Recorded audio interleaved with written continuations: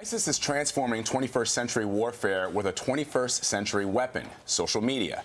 Retired Army General Stanley McChrystal redefined counterterrorism strategy while at the helm of the Joint Special Operations Task Force in Iraq and Afghanistan. He's also the author of a new book called Team of Teams, New Rules of Engagement for a Complex World. And he joins us now. So, General, thanks so much for being here. It's a pleasure. I just want to go straight to the title of your book, Team of Teams. What is that in reference to? Well, I grew up in a world where small teams were key. You took great soldiers, sailors, airmen, and Marines, and you forged them into these cohesive, very effective small teams.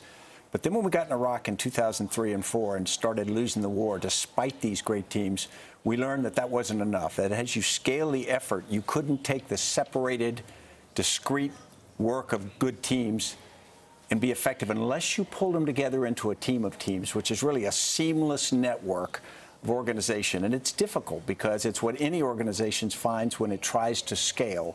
It finds it's got to be much more organic. And in today's environment, which is more complex and fast-moving than ever, that ability to constantly adapt only comes from creating a team of teams. And so, General, is the United States military putting into practice the ideas that are in your book? And if so, how is that strategy working against ISIS, which right now is the big topic that everybody's talking about? My answer would be the U.S. military is doing it partly. But remember that any big military or any big government is based on sort of Frederick Winslow Taylor principles of efficiency, and it's designed into discrete elements, functions, either geographic or functional. And so there are processes, there are cultures, there are all the things that build up and make an organization predictable, but also ponderous. We've all lived with bureaucracy, and the military is no different than that.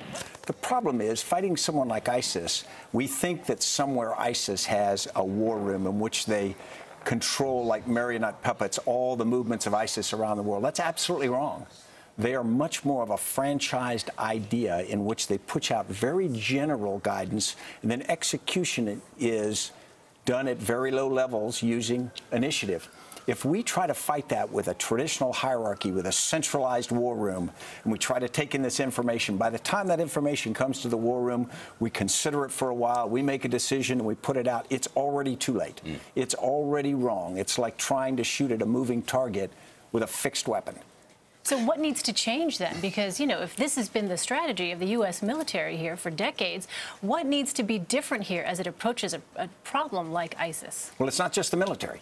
It's the entire U.S. government effort, and I would argue wider into other organizations as well. As we got information technology, the first thing it seemed to be is manna from heaven for the micromanager, because suddenly you could bring all these feeds of information in. I could sit in my operations center in Iraq, and I could watch 10 or 12 operations at the same time, and I had the feeds to actually listen to their radio communications and talk to everyone, even though they were across the region.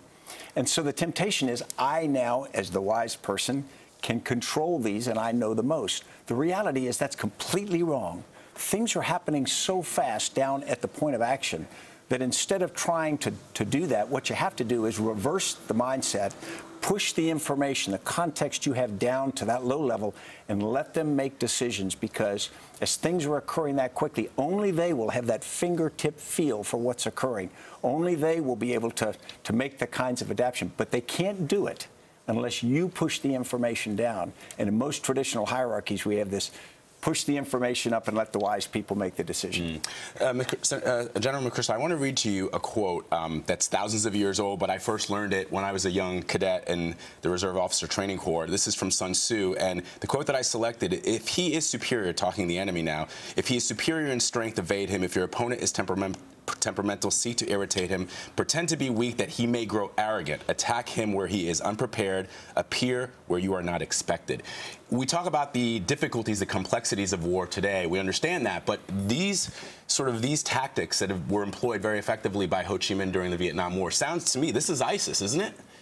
Well, it's even better for what Osama bin Laden did. Osama bin Laden's stated strategy was to strike the United States, the great Satan, hard, and get us to overreact. And then he said when we overreacted, two things would happen. We would irritate, frustrate the entire Muslim world and make them our enemies, and we would bankrupt ourselves.